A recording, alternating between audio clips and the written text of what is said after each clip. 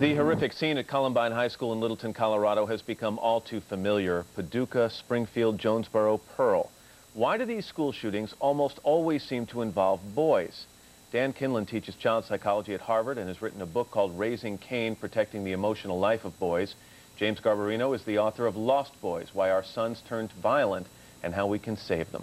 Gentlemen, good morning to both of you. Thank you. Good morning. Dan, let me start with you. I mean, in the vast majority of the cases that we hear about, it is young men.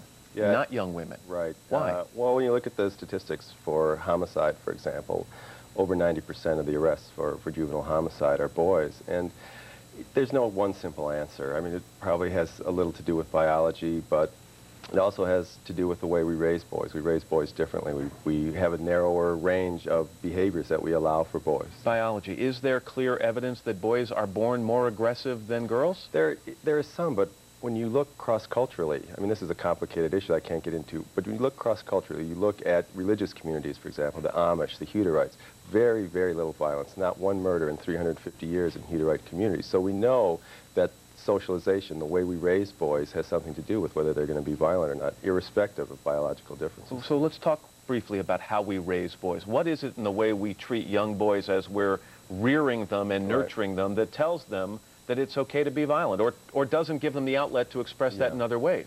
Well, we do. Research suggests that we almost encourage aggression and anger in boys, whereas we don't allow the softer emotions, fear and sadness, that we inhibit that. We inhibit the expression of that.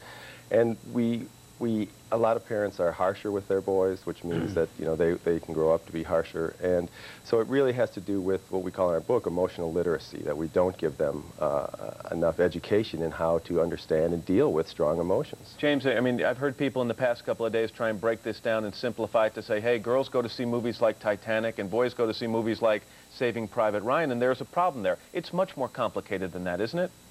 Well, it always is. I think you know, there's always a factor that breaks the camel's back, but if you only look at that, you think that's the cause. But really, it's building a structure over years and years and years that eventually topples over in these acts of violence. And the melodramatic impulse of teenagers certainly is part of it. Yeah. You know, these boys that I've interviewed who've committed murders, who've done these terrible things, they typically don't think they're doing something wrong. They think they're doing something right. They have a kind of righteousness about their anger and their rage and their aggression, that they're paying back, they're getting revenge, they're wreaking havoc on those who've hurt them. And that really, you know, pushes our attention not just to how they get those ideas, but the fact that all kids need to be a lot kinder. The in-group needs to be kinder so the out-group doesn't feel so backed into a corner. When a young girl, James, is troubled, we tend to see it. She tends to speak out and tell people around her. But when young boys are troubled, we have to be a lot more astute in sensing the signs, don't we? Well, that's true. When I sit down with some of these boys, at first the facade is of bravado and toughness and aggression, and it takes a long time in a kind of intimate relationship to find out that standing behind that is often a lot of sadness, a lot of depression, a lot of disconnection. So with boys, we tend to respond and try to suppress and control their external behavior and never get to see what's going on inside. And that's one reason why these events keep happening and happening and happening. Dan, how much of this can we attach to one word, and that's guns? I mean, when I was a kid, I was brought up with guns. I had the G.I. Joe gun. I had the Man from U.N.C.L. gun. We don't raise girls in this country by giving them guns. Right, but I agree with James that it's multi-determined. There are a lot of causes. If these kids didn't have guns, they probably wouldn't have committed the act.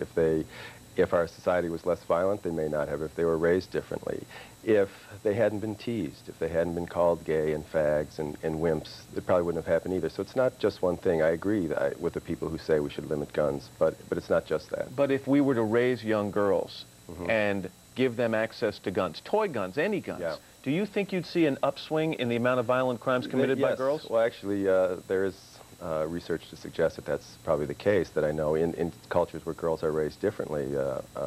David Farrington in London talks about this, that girls are more violent. Yes, it could happen. And some people say when girls have more access to guns, that we'll see more violence from them. James, in 45 seconds, I can't ask you to solve this problem, but is at least the beginning of a solution dialogue between parents and their sons, between teachers and young boys?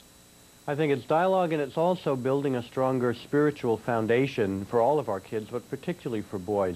Research shows that involving them in a kind of loving spirituality in that kind of religion buffers them against a lot of these social pathologies.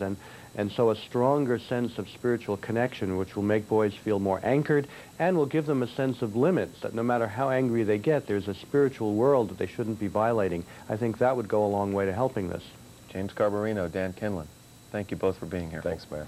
7:47, up next, Katie talks to two counselors on how the community of Littleton is coping with this tragedy. But first, this is Today on NBC.